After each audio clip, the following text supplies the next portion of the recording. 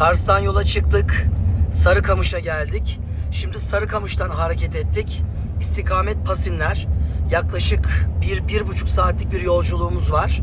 Ve bu yolculuğun sonunda bizi Pasinler, eski adıyla Hasankale şehri karşılayacak. Şehrin hemen kenarında, dağın tepesinde tarihi Hasan Kalesi'ni göreceğiz. Ve Hasankale ile, yani bugünkü adıyla Pasinler'le Alvar köyü arasında uzanan muhteşem Pasiner Ovası. İşte 1048 yılında Pasiner Savaşı orada cereyan etmişti. İstikamet Pasinler. Bakalım kaçta orada olacağız ve ovada savaşı bütün detaylarıyla İbrahim Yinal, Liparit ve Roma kuvvetleri aralarında neler geçtiğini hep birlikte konuşacağız. Sarıkamış'tan yola çıkmıştık. Şu an Horasan'a giriyoruz. Yaklaşık yarım saat 40 dakikalık bir yolumuz kaldı Pasinler'e. Bu isimler hep tarihi isimler. Hep bizi alıp tarihten bambaşka ortamlara, zaman dilimlerine götürüyor.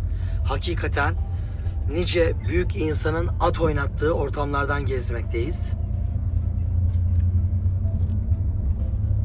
Birazdan Köprüköy gelecek. Ondan sonra da Pasinler gelecek. Ve Pasinler Savaşı'nın yapıldığı yeri hep beraber büyük bir heyecanla takip edip savaş meydanlarında dolaşacağız.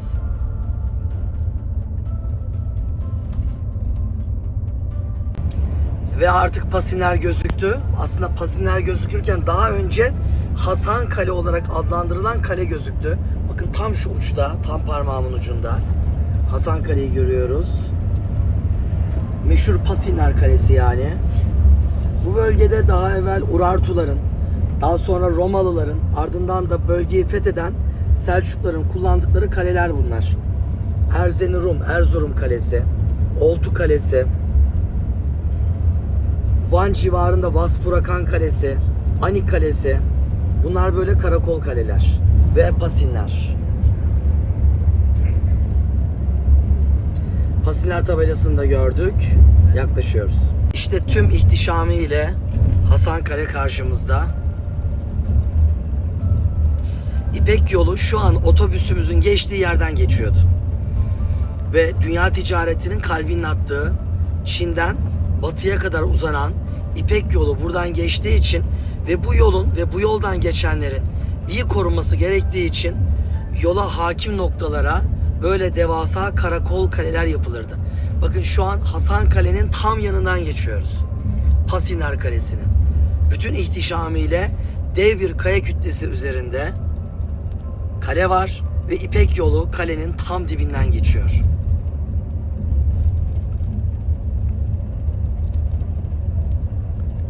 Şimdi birazdan Pasinler Ovası'na dalacağız ve savaşın cereyan ettiği o müthiş ovayı ve savaşı konuşacağız.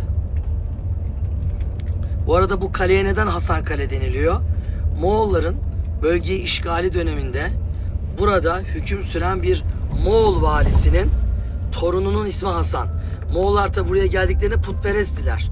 Daha sonra Müslüman oldular. Yani kendisi o Moğol yetkilisi, oğlu da Müslüman değil ama torun Müslüman ve o bu kaleyi tahkim ettirdiği için Hasan'ın yaptırdığı kale adıyla kalıp Hasankale olarak adlandırılmış.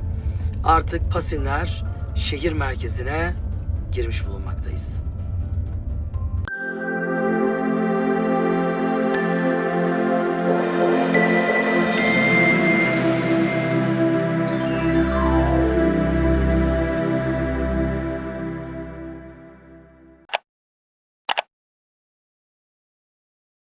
Şimdi efendim bugüne kadar hiçbir grup bu ovada durup da Pasinler Savaşı şöyle oldu, böyle oldu, burada oldu. Ben böyle bir şey konuştuklarını, geldiklerini duymadım. Normalde Erzurum, Kars arası turist grupları otobüsler, transit basar geçer. Biz bu sefer sizinle bir ilgi gerçekleştirelim istedik. Pasinler'e geldik. Pasinler'den şehir merkezi tam arkamızda döndük. Bir 8 kilometre kadar geldik ve ovanın tam ortasına durduk. Bakın burası Pasiner Ovası ve 1048 yılında Türklerin dünya tarihinde Romalılarla yaptıkları ilk savaş burada oldu. Türklerin dünya tarihinde Roma İmparatorluğu'yla yaptıkları ilk savaş burada oldu. Yıl 1048.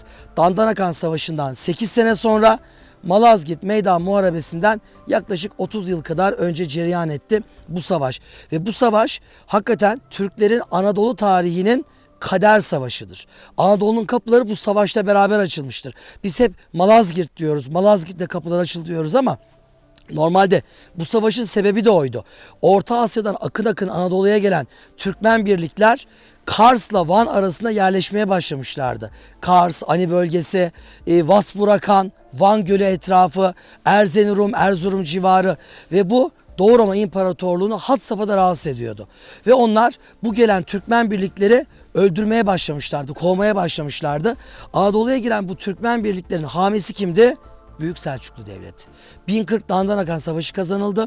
Tuğrul Çağrı Beyler, amcaları Musa Yapgu büyük bir kurultay kurdular ve bu kurultayla beraber Büyük Selçuklu Devleti Nişabur'da hakimiyetini ilan etmiş oldu. Gazneli ve Karahanlı denilen iki büyük Türk devleti arasından Orta Asya'dan sıyrıldı. Anadolu'nun kapılarına kadar dayandı. İşte 1040 Dandanakan sonrası Merv'de büyük bir kurultay kuruyorlar. Kurultayda Tuğrul Bey hükümdar ilan ediliyor. Çağrı Bey abisi olduğu halde yardımcısı Merv bölgesi Çağrı Bey'e veriliyor. Amca Musa Yapgu hayatta, ona bir bölge veriliyor. Yeğenler var. İşte Kutalmış var. İbrahim Yınal var. Onlara belli bölgeler veriliyor.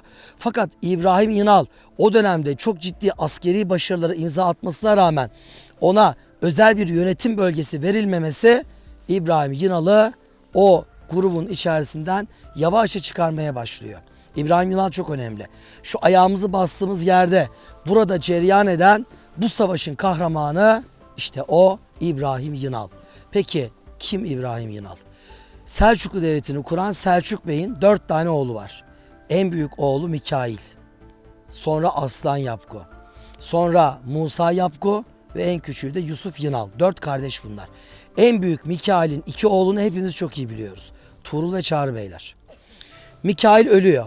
Mikail ölünce Mikail'in dul kalan hanımıyla en küçük erkek evlat evleniyor. Yusuf Yınal evleniyor. Yani Tuğrul'la Çağrı Bey'in annesiyle küçük amcayı evlendiriyorlar. Bu evlilikten İbrahim Yınal doğuyor. Yani İbrahim Yınal'la Çağrı ve Tuğrul Beyler kim? Anneler bir, babalar ayrı, kardeşler. Bu detayı unutmayalım.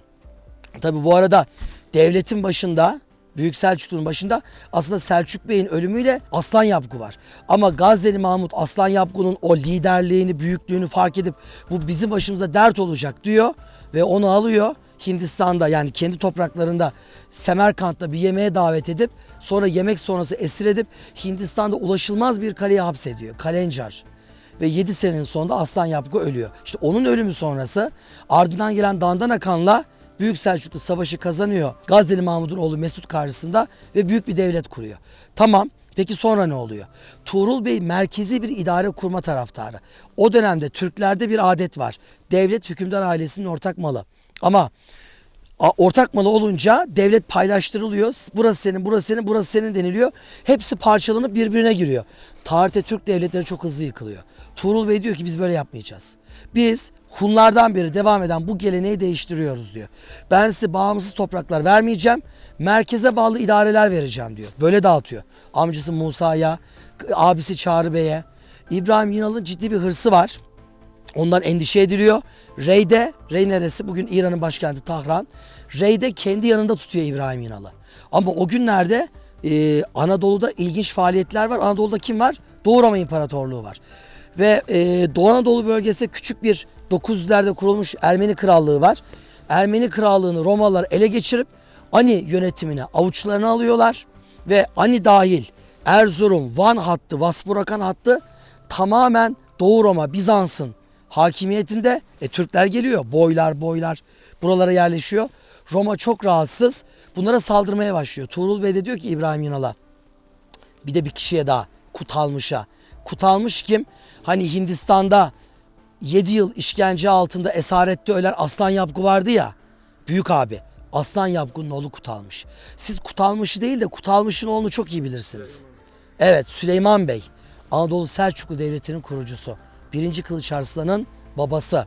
İşte o Süleyman Bey'in Konya'yı, İznik'i fetheden o Süleyman Bey'in babası Kutalmış Bey, Tuğrul Bey'in emriyle Bir de Yusuf Yınal'ın oğlu, anneler bir baba ayrı İbrahim Yınal.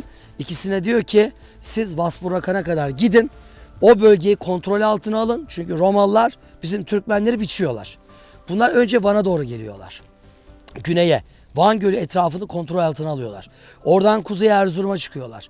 Erzurum'dan Ani'ye doğru gidecekler. İşte o sırada Doğu Roma İmparatoru Zoe'nin kocası Konstantin Monomakos, Ayasofya'nın üst katında karısıyla beraber yan yana ikona resimleri olan Zoe'nin 4. kocası Konstantin Monomakos, Roma İmparatoru. Monomakos bu Selçuklu'nun kuvvetlerinin hareketlenmelerini görünce, yukarıya doğru Ani'ye doğru gelişlerini görünce, Ani bölgesi valisi olan, aynı zamanda kendisinin komutan olarak gönderdiği Kekomenos var. TRT'deki dizide de şu an Ani valisi olarak vazife görüyor. Hakikaten tarihte gerçek, birebir o. Kekomenos var. Yanında ikinci bir komutan var. O da onunla aynı eşdeğer. İkisine haber gönderiyor. Siz diyor bunları durduracaksınız. Ama bu arada Konstantin Monomakos kendi kuvvetlerine güvenmediği için yukarıda bir krallık daha var. Yine Hristiyan ama Doğu Roma'ya bağlı değil. Gürcü Krallığı var. Ve Gürcü Krallığı'nın başındaki kral çocuk yaşta. Krallığı yöneten bir prens var, Liparit. Liparit'e haber gönderiyor. Çok iyi bir dostluğu var Monomakos'un Liparit'le. Sen de ordunu topla, bizimkilere yardım et. Bu Türklerin önünü keselim diyor. Liparit ordusuyla geliyor. Kekomenos geliyor ordusuyla. Yani 3 tane ordu burada bir araya geliyorlar. Bakın tam bu gördüğünüz ovada. Hasankale'nin kalesi hemen arkamızda. Bakın Hasankale'nin kalesini görüyorsunuz. Şu an buradan gözüküyor. Ve o kalenin olduğu yer, kaleyi ele geçiriyorlar. Zaten kale bir Doğu Roma kalesi o zaman. Yönetimini şimdi 3 ordular. Sağdaki orduyu Kekomenos yönetiyor. Soldaki orduyu diğer Roma yöneticisi, generali yönetiyor. Liparit Gürcü ordusunu ortaya alıyorlar ve burada hazırlar. Türk ordusu, yani İbrahim Yinal'la Kutalmış'ın yönettiği ordu sonradan geliyor buraya. Bizimkiler alttan, güneyden geliyorlar. Geldiklerinde burada karşı karşıya geliyorlar. Karşı karşıya geldiklerinde vakit tam şu anki vakit. Şu an saat kaç biz bunu konuşurken? Kaç? 4. Havanın kararmasına yarım saat 45 dakika var.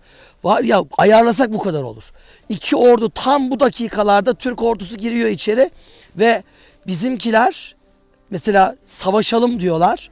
Fakat ondan sonra bir kurultay kararıyla bir bekleyelim deniliyor önce. Düşman ne yapacak? Onun hareketlerine bakalım diyor.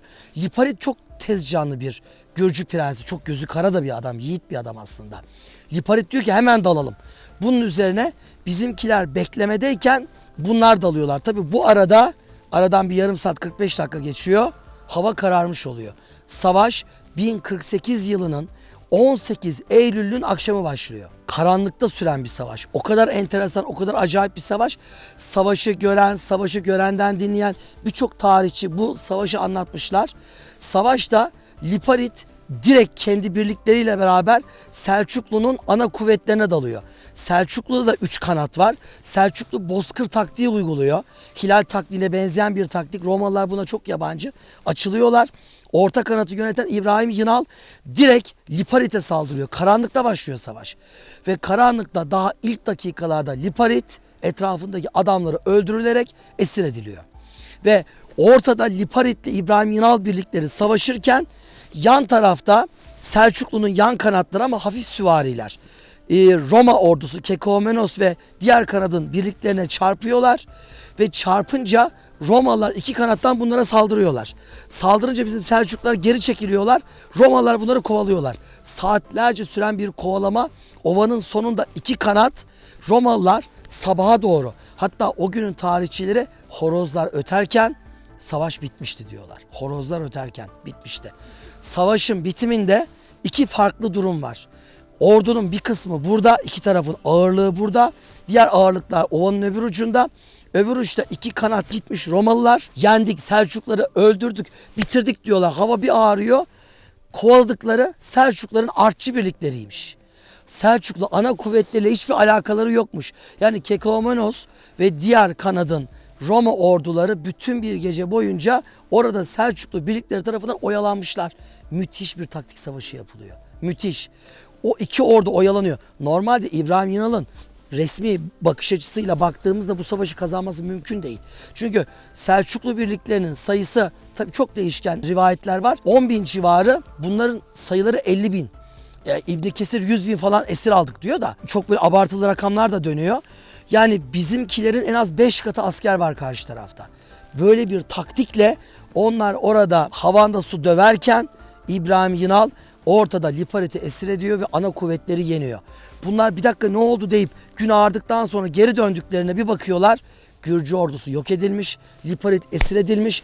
Bütün burada bıraktıkları ağırlıklar Selçuklu tarafından yağmalanmış. İbn Kesir binlerce deve götürdü Rey'e diyor İbrahim Yınal için. Yani savaşı sabah bir bakıyorlar İbrahim Yınal kazanmış. Kutalmış'la beraber Rey'e gidiyorlar. Buradan 5 günde Rey'e gitmişler. 5 günde. Buradan Tahran'a. Tabii Tuğrul Bey onları mükemmel bir şekilde karşılıyor. Savaş kazanılmış. Liparit ellerinde. TRT'deki dizide 2 tane çok büyük hata vardı. Bir, dizi Pasinler Savaşı'yla başladı. Savaşta Alparslan da vardı. Ne alaka? Alparslan hiçbir zaman Pasinler Savaşı'na yer almadı. Ama dizi Alparslan dizisi olunca mecburen senaristler Alparslan'ı dizide pazarladılar Pasinler'de. O çok yanlıştı. Olmamalıydı. İbrahim Yınal bir kahramandır. Evet, öldürülmüştür ama kahramandır. Yiğit bir adamdır. Hakkını yememek lazım. İkincisi, Tuğrul Bey İbrahim Yınal'a çok ciddi altın, ödül, para vermeye çalışıyor. İbrahim Yınal'ın derdi para değil. Toprak istiyor. Yani o eski geleneğe göre bana toprak ver, ben idareci olayım, yönetici olayım. Çünkü nihayetinde ben de diyor, senle birim diyor yani. Ama Tuğrul Bey ona toprak vermiyor. Vermeyince çatlak büyüyor. İbrahim Yınal'ın ilk isyanı oluyor. İlk isyan 1050 isyanıdır. Bu 1050 isyanında Tuğrul Bey onu yeniyor. Yendikten sonra affediyor ama. Öldürmüyor. Diyor ki tamam, senin bir hatan oldu. Ben kabul ediyorum, biz akrabayız ve biz bunu görmedik diyor. İbrahim Yınal'ın arkasına yine ordular veriliyor. İbrahim Yınal'ın yine büyük fütuhatları var. Anadolu'nun kapılarını aslında ilk açan İbrahim Yınal'dır. Alparslan değildir, açık konuşalım. Ama İbrahim Yınal, Tuğrul Bey'in ona karşı bu tavrından çok rahatsız. 8 sene sonra bir daha isyan ediyor. 1258 Aslan Besasiri diye isyan eden bir adam var. İşbirliği yapıyorlar. Tekrar yeniliyor Tuğrul Bey birliklerine. Bir daha esir ediliyor. Tuğrul Bey onu bir daha affetmiyor. Eski Türk geleneğine göre yay kirişiyle boğularak idam ediliyor İbrahim Yınal. Kahramandı. Anadolu'nun Türkleşmesinde çok büyük emekleri vardı. Maalesef o iki isyanın neticesinde Tuğrul Bey tarafından, yani üvey kardeşi tarafından boğdurularak idam edilmişti İbrahim Yınal. İşte Pasinler Savaşı Romalılarla Türkler arasında dünya tarihindeki ilk savaş burada oldu. Neyle bitirelim? Pasinler Savaşı'nın maddeleriyle bitirelim. Bakın, bazı şomağızlar kalkmış, diyorlar ki Selçuklu yöneticileri güya Yahudiymiş. Selçuk Bey'in oğullarının adı Mikail, Musa, ondan sonra İbrahim. Yuh, peygamber isimleri ya. Hepimiz çocuklarımıza veriyoruz bu isimleri. Çocuğun adını sadece İbrahim, Musa koyan, yani ya da ne bileyim Mikail koyan Yahudi oluyorsa yandık o zaman yani. Bu insanların beyinleriyle oynamaktır. Sünni İslam'ı Orta Doğu'da yeniden diriltenler Büyük Selçuklular olmuşlardır. Mükemmel adamlardır. Daha dün gittik. Hasan el Harakani Hazretleri Sünni İslam'ın en büyüklerinden biriydi. Çağrı Bey'in, Tuğrul Bey'in şeyhiydi. Onların akıl hocasıydı. Yani Hasan el Harakani'nin olduğu bir yerde kim Yahudilikten, İsrailiyattan bahsedebilir Allah aşkına? Ancak cahiller ya da art niyetliler. Tuğrul Bey'in en büyük derdi Şii Fatimilerden Kudüs'ü, Kahire'yi, Şam'ı kurtarıp Sünni İslam'a dahil etmekti. Ve bu niyetlerini ilk kez resmi bir belgede nerede ortaya koydular? Bu ovada ortaya koydular. Ne yaptılar? Pasinler Savaşı kazanıldı. Liparit Gürcü prensi esir edildi. Tabi Roma İmparatoru Konstantin Monomakos çok seviyordu Liparit'i ve dedi ki sandıklar dolusu hazine gönderdi. Bu fidye karşılığında Liparit'i serbest bırakın. Tuğrul Bey bütün hazineleri reddetti. Mesela TRT'deki dizinin en büyük handikaplarından biri de bu oldu. Maalesef dizide Tuğrul Bey ve Alparslan sefilce o paraları kabul ettiler. Alparslan'ın dizide altın sandığını böyle kovalayıp koltuğun altına alıp bir gidişi var. Yani yuh dersiniz ya, yuh. Biz öyle sefil insanlar değiliz. Tuğrul Bey Rey'de altınları yığıyorlar. Diyorlar İstanbul'da imparator gönderdi. Liparit karşılığı. Hiçbirini istemiyorum diyor. Çıkarttırıyor altınları. Liparit'i çağırıyor. Sen mert, düzgün bir adamsın diyor. Ben seni serbest bırakacağım. Hem de hiçbir fidye almadan. Ama senden bir tek şey istiyorum diyor. Türklerle ömrün oldukça bir daha savaşmayacak, Türklere bir daha kılıç çekmeyeceksin. Liparit söz veriyor. Hakikaten Liparit bir daha ölene kadar savaşmıyor. Ve Liparit daha sonra İstanbul'a gidiyor. Doğu Roma topraklarının başkenti İstanbul'da ölüyor. Yani Liparit'in belki de mezarı İstanbul'da, gelip geçtiğimiz sokaklarda bir yerde, bilmiyoruz. Ve Pasinler Savaşı'nın sonunda bir anlaşma imzalanıyor. Anlaşmanın 3 maddesini söyleyeceğim. Büyük Selçuklu Devleti nasıl bir devlet, şak diye çözeceksiniz. 1. madde. Emeviler döneminde ilk İstanbul kuşatmalarında, aralarında Eyüp Sultan Hazretleri de vardı biliyorsunuz. İlk İstanbul kuşatmalarında Mesleme bin Abdülmelik tarafından Karaköy'de yaptırılan bir cami vardı. Neydi adı? Arap Camii. Arap Camii. Arap Camii İstanbul'da Müslümanların ilk camisidir. Bilirsiniz fakat burası bir kilise değil, 717 yılında yaptırılmış ve ilk İstanbul'da ezanın okunduğu Arap Camii. Arap Camii aslında İslam'ın İstanbul'daki ilk mührüdür. İstanbul'da ilk ezanın okunduğu noktadır. Minare bugün baktığımız zaman hani bilmeyenler bu bir çan kulesi diyebilir. Aslında o minareler erken İslam dönemi minareleridir. Mesela Emevilerin Şam Emeviye Camisi. Baktığımız zaman dikdörtgen ya da Halep Ulu Camii. İslam ordusunun 3 kez kuşattığı İstanbul'da Müslümanların ibadetlerini rahatça yerine getirebilmeleri için kentin ilk camisi inşa edilir. Kuşatmanın yapıldığı en muhkem yer şu an bulunduğumuz Karaköy, Galata bölgesi. Böyle olunca bu bölgede işte ana mutağlar kuruluyor, yerleşiliyor ve bir cuma camisi inşa ediliyor. Araplarda buna cami kebir denir. Yani biz onu Türkçeleştirmişiz, Ulu Cami demişiz. Her şehirde olduğu gibi. İşte burası ilk Müslümanların, yani o gün gelen ilk Arap fütuhatının izi olan Arap Camii'dir. Ancak bakın birebir maddeyi söylüyorum. Pasinlerin 1. maddesi anlaşmanın. Mesleme bin Abdülmelik tarafından İstanbul'da Konstantinopolis'te yaptırılan cami ve medrese tamir edilecek. Tuğrul Bey'in anlaşmaya koyduğu 1. madde. 2. madde. Camide cuma namazı kılınırken hutbede okunan Fatimi halifesinin adı bir daha okunmayacak. Bağdat'taki Sünni İslam halifesinin adı okunacak ve yanında Tuğrul Bey'in, Büyük Selçuklu hükümdarı ile beraber. 3. madde. Büyük Selçuklu Devleti'nin simgesi nedir? Bir yay ve yayın üzerinde oktur. Yay ve ok. Çiftbaşlı Kartal Anadolu Selçuklu'nun simgesidir. Büyük Selçuklu simgesi yay ve oktur. 3. madde. Büyük Selçuklu Devleti'nin simgesi olan yay ve ok Karaköy Arap Camii'nin minberinin alnına konulacak. Bağımsızlık sembolü olarak. Konstantin Monomakos bunların hepsini yapıyor biliyor musunuz? Kuzu kuzu. Hepsini yapıyor. Arap Camii, yanındaki medrese tamir ediliyor. Artık hutbeler Sünni İslam halifesi ve Tuğrul Bey adına okunuyor. Ve minberin alınlığına, minberi biliyorsunuz, İmam-ı Cuma namazında hutbe okumak için çıktığı merdivenli yer, alınlık kısmına yay ve ok konuluyor. Bugün yay ve ok yok. Yetkilileri rica ediyoruz. Arap Camii'de minberin alnına o yayı ve oku sembolik olarak yeniden koyalım. Pasinlerde akan kanlar boşuna akmadığını bir kez daha gösterir. Şükürler olsun, İstanbul bizim İstanbul'umuz. Arap Camii hala bizim camimiz. Hala namaz kılınıyor. Ama o yayı ve oku yine orada. Tuğrul Bey ve bütün Büyük Selçukluların arzu ettiği şekilde görmeyi istiyoruz. Burada şehit olan yiğitlerimizin ruhlarını fatihalarımızla şad ederek bitirmiş olalım.